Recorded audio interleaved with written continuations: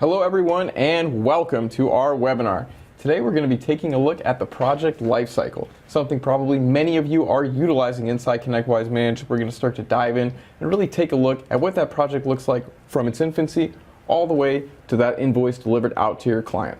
My name is Charles Lawrence and I am an education consultant, and I'm joined today by Renee Bergstresser, also an education consultant.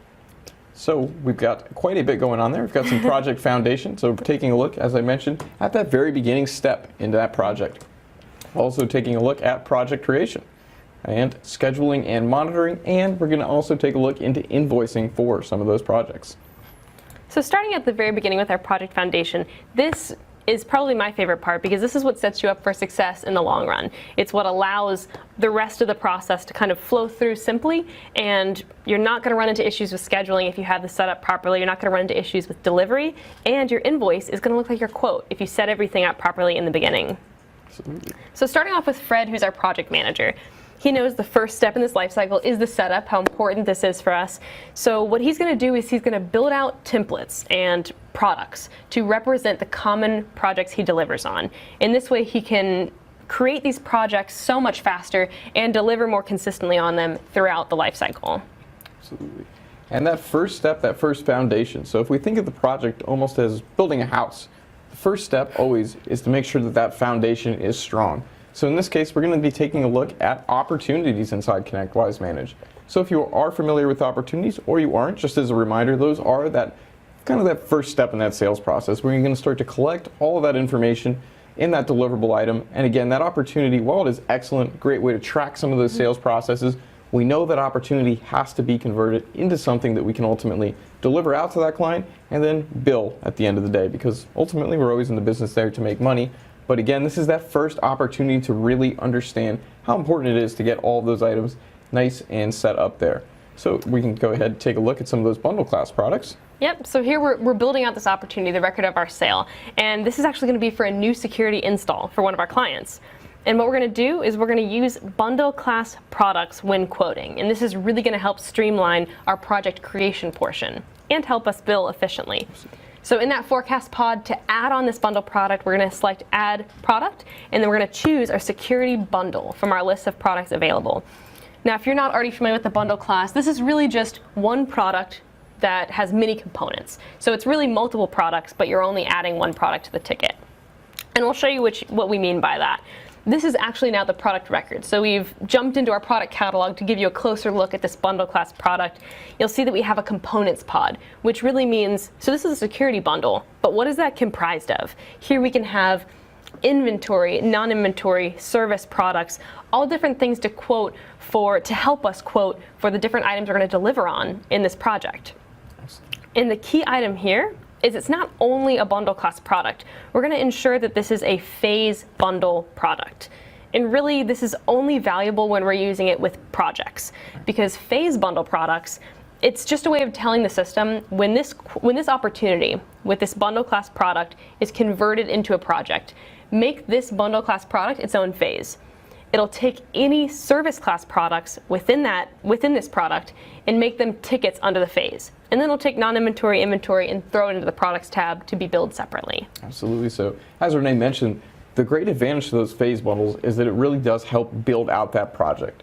So not only are you going to scope it with all those items and that labor that's necessary, but now you're already starting the creation of that project, so you're saving your team time right off the bat from that opportunity. So during that sales process, that communication with the sales team is absolutely essential.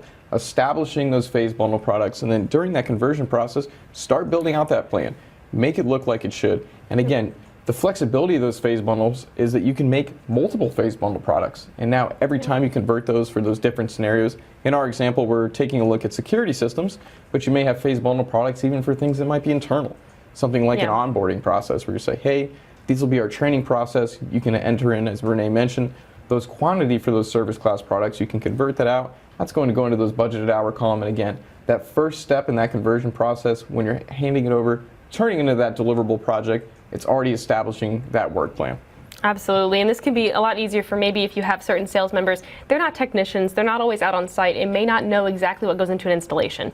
Well, just create a bundle class product, and then your sales team can say, hey, it's an installation, let me just throw the installation bundle on, and all of those cables, everything else that's necessary will automatically be included for them.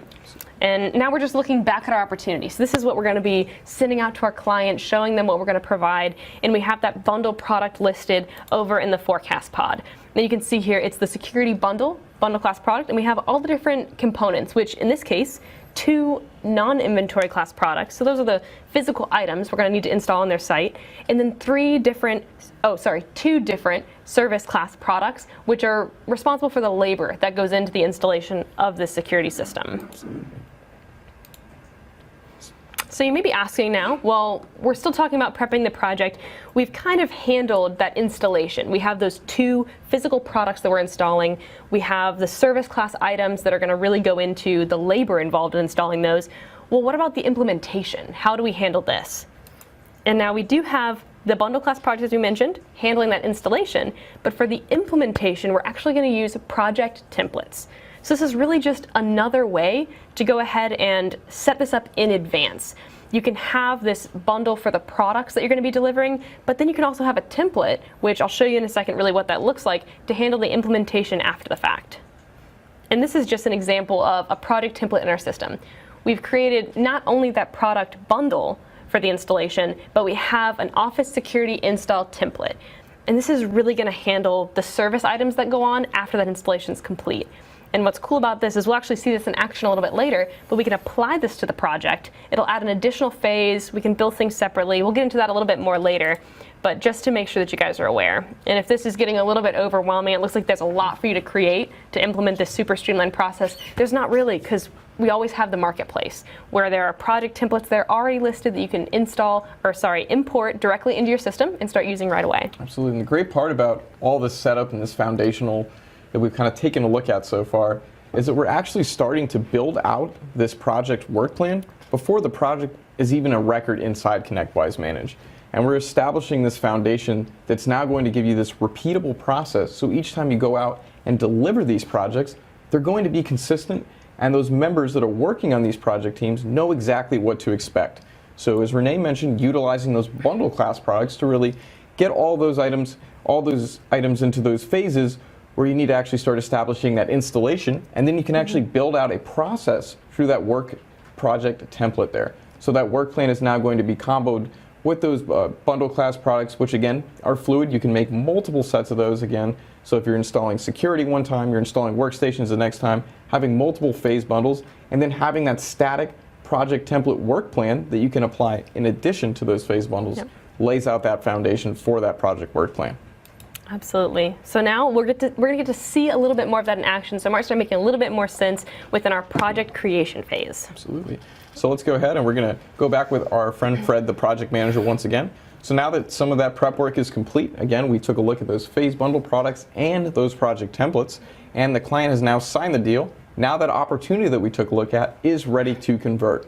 As I mentioned a little briefly earlier, you have to make sure that once that opportunity is done, the client has signed that deal, you want to make sure that you have converted that into a record that you can actually perform that work on. So in this case, we want to make sure that that project has been converted from that opportunity. And we know sometimes, speaking with many partners, I think over time, that sometimes that sales handoff can be the most difficult part in the process. Actually communicating and understanding everything that the sales team has promised in that scope and those statements of work that have been delivered via quotes. Want to make sure all of that seamlessly makes it into that project, and what we're ultimately planning to deliver to that client is exactly what we sold them. So this step in the process is probably something that from a project manager point of view, or even from a sales point of view, many of you have probably run into there. So let's just take a look at that conversion process. So you notice once you are ready to go, you can go ahead and select that project from that conversion option on that opportunity. And again, you'll now start to see all of those products that are contained within that phase bundle that we took a look at just a little bit earlier there. So again, in this case, we can see some of those product classes. We've got those non-inventory class products, so something you may not necessarily keep on hand, but will be needed for the installation of this project. And we also have those service class products. As Renee mentioned, those are going to represent the labor involved in that project. And the quantities, the great part about those service class products is the quantities specified there are going to translate into those budgeted hours when it hits that project. So you know exactly, say, hey, we've got 2 hours for this job cleanup. That's already going to be right there in your project after that conversion process is complete. So you can start forecasting and scheduling accordingly. And then even better, when you go back and report on those projects later on, you can say, well, hey, there's a little bit of discrepancy here. We spent less time or we spent more time. But again, starting right off the bat with that ironed out plan, but even before that product exists, is going to give your team an excellent foundation to start building on there. Absolutely. And even if you don't have an idea of really, well, how long is it going to take for them to install this? How long is it going to take them to clean up afterwards? Going ahead and throwing in that budget hours, that quantity to this product now can allow you to run those reports after and really see where it's lining up. So you can do kind of a test run with some of these budget hours for a while, and then if all of your projects are coming back and the reporting's showing they need more time for these tasks, well then go back into the phase bundle product and adjust those quantities so that you'll have a more accurate description of how many hours it should take to complete it. And that's just going to help out with scheduling. Your dispatcher is going to be in the know without having to interrogate your team to find out how long this should take. Absolutely. And a large part of the project lifecycle, many of you have probably seen if you've been taking a look through projects, is that part of the life cycle really is taking a look at some of those past projects that your team has completed, some of those plans that you have created, reporting on those numbers and then pulling them, and then ultimately evolving that project life cycle to kind of turn into that more global defaults that you really want to establish each time you're taking a look at that deliverable project. All right, so let's go ahead, and as we mentioned here, you'll also just have some additional information about that security bundle as well as you move through that process. And then once you're ready to go there, you can choose to finish that up. And now we've got that new security install project, and we're starting to see we're ready to get going there. We've got that project type. Again, very essential that you do pay attention to those base project settings.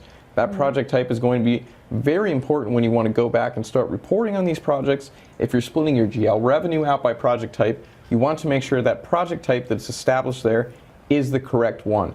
You can start to see kind of the evolution of your projects throughout all their life cycles. When you start to go back, report on those project types, take a look at how that revenue has been split out there, and again, start making those business decisions there. All right, and now we can see on our work plan, that security bundle has made it over, and that work plan has already started to be built out there. And as we mentioned, you can see in that budget column, we do have that job cleanup, and that labor to install security system already has those budgeted hours built in. So before we've even really started scheduling out this project, started monitoring it, we already have an idea of how much time we expect to spend on some of these tasks. And we can really start to budget, schedule our team accordingly. We know our life is our calendar, so we want to make sure that we're keeping everything up to date there. All right. So again, we can also take a look at some of those non-inventory class products that were included in that bundle, and they've made it over there to that products tab. So again, with that quick conversion, that sales handoff is now seamless. We've got those service class products in there with those budgeted hours. We know how much time we're expecting to spend down there, and we've also got those products already associated with this project that are going to be necessary for that installation. So these first steps in this process, from laying out that clean foundation, we're already starting to see kind of the frame of that house, if you will. Absolutely, and I did kind of want to take a quick look back at this screenshot of our work plan, because as many of you may be familiar, this is the phase that came from that bundle class product. But you can always add additional tickets in here. You can add additional phases, which we'll get to in a minute with our project templates. But you may notice that we looked at the products on the products tab of this project. However, a ticket was created just to house them within this phase. So there's a lot of visibility from here. You have the security bundle as its very own phase. It has a ticket labeled literally just products for this, and then also the 2 service class products are listed as those tickets. So it's all very clear, and this is now being built out for you just from a product that used a quote. So not only do we have our quote really referencing the exact price of this install, what we've assumed is going to be the labor, the amount of hours it takes to install this, the products we need to install it. Well, now moving on to the service team, they can provide exactly what sales quoted because it's moving directly to the project without any human intervention. We didn't have to come in here and build this out. Absolutely. Very advantageous there. And as we mentioned before, utilizing those phase bundles in conjunction with that work plan is going to make the process of delivering those projects much more consistent and ultimately much more streamlined. Anytime you can probably compress that deliverable and hand it out to the client while still retaining that high quality of work there is always something that your team will probably be looking forward to. So in this case, we want to actually apply that project template to this work plan. So as a quick reminder, that project template is kind of that pre-built out work plan. Once you apply it, it's actually going to now establish itself within that project we're taking a look at here. So from that More dropdown, you can choose to apply that template, and once that's complete, that work plan is now going to be even more fleshed out. So that first phase in the project is very tailored kind of to that project phase bundle that we took a look at, that first installation there. So that's going to be something that's probably going to be more fluid between projects. The items that you need, the services that you need for each installation can be housed within those various phase bundles you create within ConnectWise Manage. And then that project template is kind of that other foundation, that implementation, as Renee mentioned earlier. We want to make sure that both of those items are covered, and we're going to utilize those phase bundles and those project templates in conjunction to flesh out that work plan there. So now, probably since this project is being worked on, we're taking a look through it.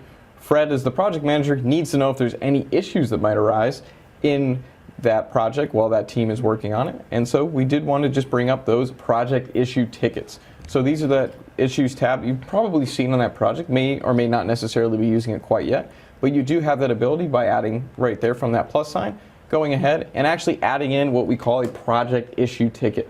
So these are great ways for those technicians that are working on site, that are dealing directly with those points of contact at those client sites. If they run into any kind of issues that may not have necessarily been scoped in that statement of work, or just anything they're just not sure about the answer to, they can create a project issue ticket for that project manager to now go inside ConnectWise Manage, take a look at those issues, and then take action. So from your choices, you can actually go ahead from that project issue ticket and then create it into a project ticket by utilizing that More dropdown and those project ticket options, and you can actually add it right into a specific phase.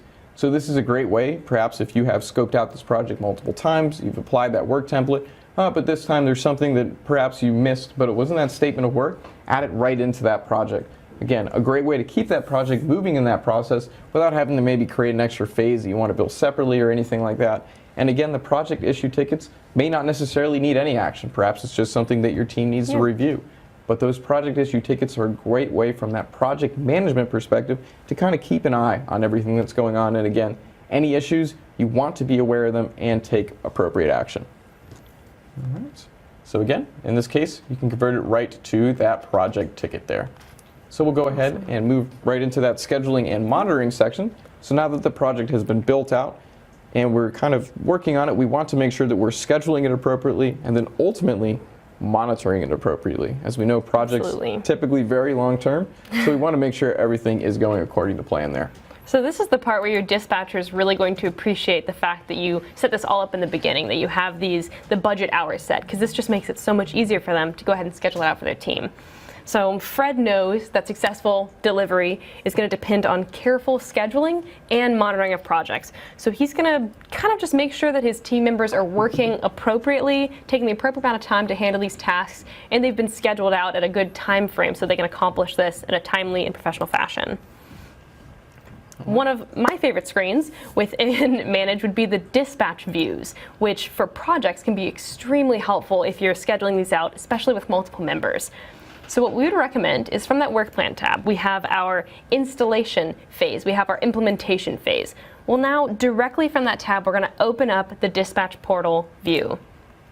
When we open it up, we'll actually see the different team members on this project listed at the top, their calendars, what they're working on for today, and then the bottom half of the screen is going to actually have that work plan. So it's going to be really easy for us to see everything that needs to be accomplished, everyone who's working on this, and when they're available. And one thing that we recommend to make this view even more useful is having the team defined. So on the team tab of that project, have them listed out, and that way only their calendars will appear in that dispatch view. And if this is something you do frequently, it might be a good idea to go ahead and create a team just for this project delivery. Because as you may notice in that drop-down, defining the training team, it makes it much easier to just select a team instead of adding all of the individuals to the product each time. Absolutely. Everything to save clicks. Perfect. And again, creating that experience of having that consistent deliverable, right? Yeah. Having that team established and already adding them right there onto that project ensures that each time you're delivering this similar project or even a different one, that process and experience for the client and your team is very consistent there. Absolutely. Now your dispatcher doesn't have to guess who should be working on this. When she opens up, or he or she opens up the dispatch portal, it'll just have only the members that should be scheduled, and their availability will look more accurate. So from that dispatcher's view, we're going to go ahead and take a look at the budget hours, which is what a dispatcher would do, and say, okay, well, this ticket needs this many hours. Let me grab it and throw it on this member's calendar. Then I can just review, ensure the proper amount of time is going to be spent on this, and then continue dispatching out in this way. Absolutely. All right, you can also take a look at some of those Gantt tab options. So again, we've kind of covered taking a look at the dispatching of a project, utilizing that project dispatch portal, and just dispatching out that work plan in conjunction with some of those budgeted hours that have already been established. But we also want to take a look at that Gantt tab. So this is going to give kind of that bird's eye view of everything that's going on in your project. It's going to include some of those start and finish times and also some of those helpful graphics. So you can visually see, hey, I think we might be a little too spread out. Maybe we're a little too ambitious with this project. We start seeing our milestones kind of coming up all on each other. But again, this Gantt tab is going to give that project manager, truly whoever's in charge of monitoring that project, team leads, that opportunity to go in, review that Gantt tab, and really see what's going on with that project. Absolutely. You can always kind of keep a focus on where you're at right now with that vertical red line, just indicating today's date. And if you were to scroll, say, months in advance to kind of check out the long-term scheduling plans, you can always just hit the Today button in the top right to refocus you back to today's date. Right. And a pro tip from that Gantt tab or from the work plan tab is you can actually set up dependencies for tickets. So this is kind of a more advanced pro tip. This is if you're really familiar with this process and you want to just include a little bit more accountability, really enforce your process a little bit more. Well, what you can do there is actually through the actions drop down after selecting a ticket. So in this case, we'll do deliver to on site. So our initial delivery ticket. We're going to choose to set a predecessor. And what we want is we actually want phase 1 to be completed, so that initial installation phase, before we can go and deliver on that implementation, which makes sense. You want all of the items to already be on site, set up, turned on, then you're going to start bringing out the training.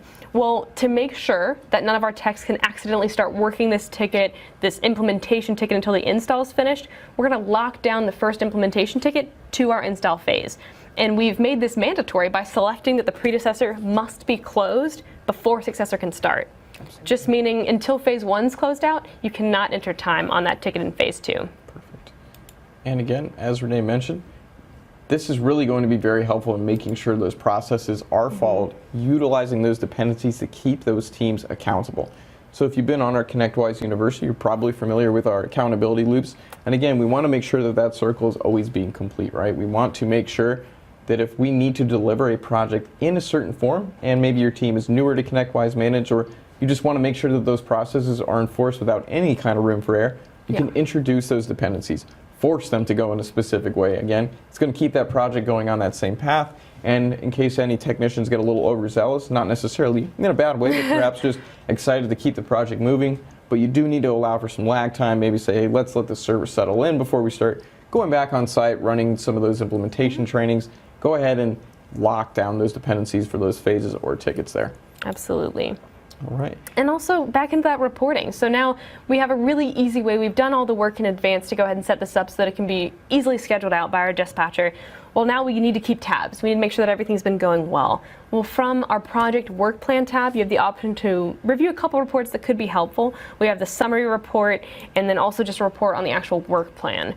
But looking at summary, this is where we can see, well, how are we doing with our budget? How many tickets do we have? How many activities do we have? What are the scheduled hours versus the hours being entered? And this can be a great way, as Charlie mentioned earlier, to make sure that our budget hours are actually matching up. We did the work in advance. We set that up on the ticket. Well, let's see if they're matching up. And in the future, we can maybe do a little bit better to estimate that more appropriately. Maybe change the price if we need to as well. Absolutely. And the great part about this project summary is not only is it excellent for your own team to review, but this is actually something that you could send out to your clients. True. It's got that budget hours, how much is scheduled, and it gives them that report. So if you perhaps scoped it out in your statement of work, say, hey, we'll update you once a week, twice a week on kind of all the numbers behind the project, you can actually schedule out, email out this project summary report, and it's a great way to just say, hey, we're 50% of the way through the scheduled project. We're right on track for our budget. We don't expect any issues, but again, kind of a succinct way to deliver that out to the point of contact at that client.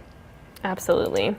All right, and if you are interested in some additional reporting there, we do have that reporting matrix available on our ConnectWise University. So we actually have that matrix broken out by role within your organization. In this case, we are taking a look at the project manager role. So you can see daily, weekly, monthly, and quarterly, some of those reports that you can run to make sure that you're keeping those project life cycles on track. So going to that matrix, taking a look at those reports, either scheduling them out or just manually running them each, once a quarter, once a week. But again, keeping you in the know and in the loop there ultimately. Yeah, great place to go if you know you should be doing a better job of monitoring, but you're not exactly sure what to look at. Absolutely. And also we have a pro tip for our workflow automation. There is a lot that goes into delivering these projects on time, making sure the budget doesn't go over, making sure that nothing goes wrong with them. Well, we would always recommend using workflow rules to help you essentially micromanage this without having to micromanage it. And in this case, some of the events that we would look for, that we would recommend setting up events for, would be the project is approaching budget. You want to catch this as early as possible so that you can reach out to the client before it becomes an issue or before you're at a loss. Absolutely. The project down payments have been paid. This can help to actually kick off that project if you're waiting. Also, the project is open and the next scheduled date is a couple of days in advance, just to give you an idea of when you need to start sending technicians on site. All projects have been received. This can be another one that could be a showstopper. You can't perform an installation until you actually have the physical items you need to install. So that can be a really great way to kick off this project as soon as possible, having that workflow set up. And then also, the project's approaching the estimated end date.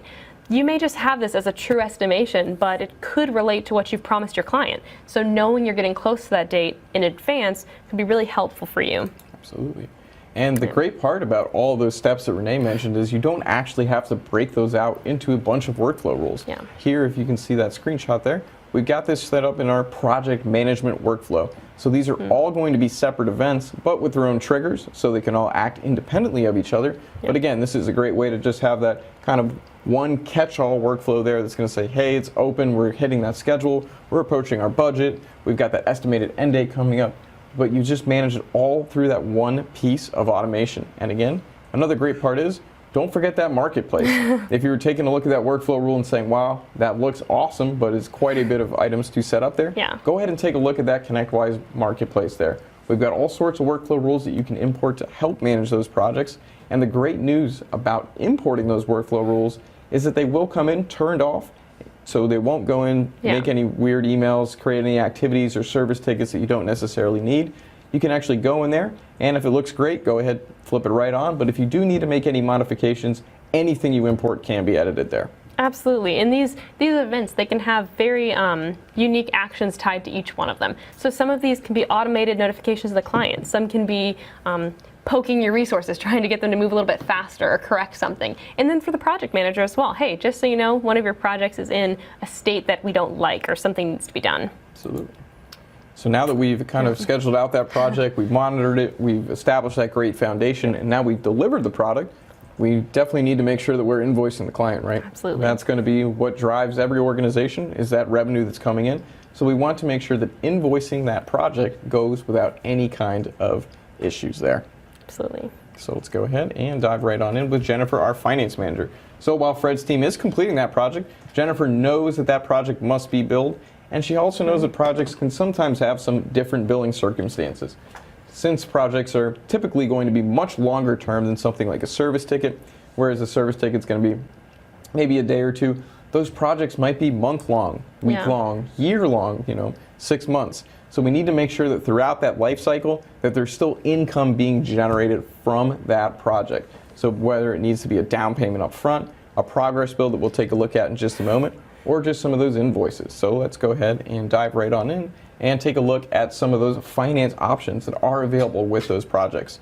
So again, you do have the ability there to set up by phase, having some of those items. So if you do need to build parts of the project a little bit differently, the phases are a great way to actually do some of that. So you can choose to select to build some of those phases separately. So this is a great way if you have perhaps an add-on phase that kind of creeped in there, but you still want to establish it with the project. You can choose to bill that phase separately, get some of that revenue right up front, or if there's a bigger phase, you say, hey, in order to continue this project, we have to collect this revenue from you. Go ahead and select to bill that phase separately. Absolutely. And you can also take a look at some of those other items there, some of those billing methods. So if you have those actual rates, do you want to bill some of the time? Again, you can have that bill to company established there, but it's really start to add in some of those items to make sure that that billing of the project goes as seamless as possible there. And I like this for our current example where we have the security install and we have a whole installation phase and then an implementation phase. Well, that installation phase, let's say that we've marked these both to bill separately, which in this case we will. That first installation phase can be fixed fee. We have an idea of the products we need and the service that's going to be required to install this. So let's make that fixed fee. That's what they've been quoted by sales. Everything's going to flow over and it'll look proper when we print the invoice as well. Well, for the implementation, that could really vary by company. That's all going to be service-based, how much time they need to become acquainted with the new system to learn it. Well, on that one, it may be more appropriate for us to use the billing method of actual rates. So without billing by phase separately, you can't have two different billing methods on a project. But by billing the implementation and installation separately, you can have that fixed fee install, and then you can have an actual rates implementation, allowing you to bill as you need for this project. And it'll all look clean based on what they were quoted previously. Absolutely. And we also want to take a look at a pro tip for milestones. So if you are working through the project and you know that something needs to be billed, but you kind of need that visual reminder, we do have that the opportunity to add something in as a milestone. So this is going to be for informational purposes, but that checkbox is used to indicate that that billing should take place after that phase is completed.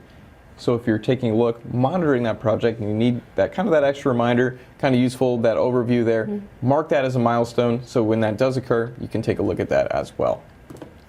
All right. And let's take a look at progress billing. I kind of mentioned that just a moment ago, but didn't go too in-depth into that.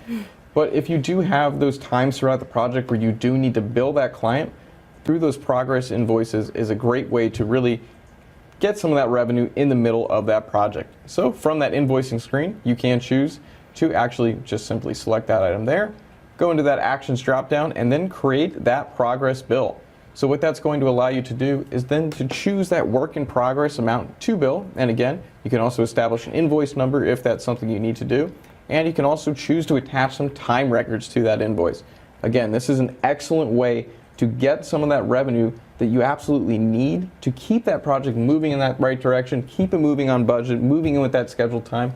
Utilize those progress invoices in the middle of that project lifecycle to keep it going. Yeah, and keep in mind that these progress invoices are really only available for the fixed fee portions of the project. Because what this is doing is you haven't really completed this work. It's not sending through to invoicing yet because it's not going to be based off of time. It's based off of that fixed fee amount that you've quoted. Well, it's going to look at that whole fixed fee amount. Let's say it's $10,000, and it's going to say, do you want to bill a portion of this now? Well, that's what that work in progress billing field is for. You say, okay, maybe just $2,000 of the $10,000 right now. Go ahead and shoot out that invoice instead of trying to bill them for that $10,000 right up front, which a lot of companies may not be willing to do. Absolutely. So again, you can go ahead and take a look, and you'll see that invoice there with some of that information. So in this case, we've got that security shield. It's being billed through that progress invoice there. Again, keeping that project moving in the correct direction. Yep, and what's cool about this screenshot is that you can see the two different non-inventory products because those will flow through. Products are not included in fixed fee amounts. So you have those two non-inventory products flowing through and they will bill separately, but then you also have the portion, that progress invoice, the part of that fixed fee that's flowing through as well. So with that being said, just some key takeaways from our discussion today. Make sure to set up those products and those templates. Again, lay that foundation before that project is even created inside ConnectWise Manage. Utilize those phase bundles and those project templates to work in conjunction to have that nice fleshed out, consistent work plan there. Absolutely, and then utilize product dispatchers. Having one member set to dispatch out the whole product can make it more consistent. Someone's accountable for ensuring that this is delivered on time and scheduled out properly in advance. Absolutely, and then monitor those projects. Throughout the life cycle, there's certainly going to be road bumps. There's certainly going to be items that you just need to keep an eye on. Utilize things like the Gantt tab, the work plan, and some of those project summary reports. Utilize all of those tools available inside ConnectWise Manage to monitor that project and to make sure that you're delivering that product that was promised on that statement of work. Absolutely, and also just knowing your billing options. Know that different phases can have totally different billing types. Know that through progress invoicing, you can bill a little portion of that fixed fee in advance or as you need to. And also down payments are another great option for projects to keep them on time. Awesome, our first question is related to the project templates that we've reviewed. A partner wrote in saying, too often we make necessary adjustments on the job and forget to address those changes on the main template. Is there any way to edit these templates as we work on the project? So I know personally I've run into this a lot with release projects. Maybe you think of a better way of doing something, an additional ticket that's needed in a phase, that you really only have that visibility as you're actually working the project. Well, there is a way to take those changes that you make while working the project and have those update to your actual base template. So what you would need to do is create a work plan directly from the project work plan. Create a new template directly from the project work plan.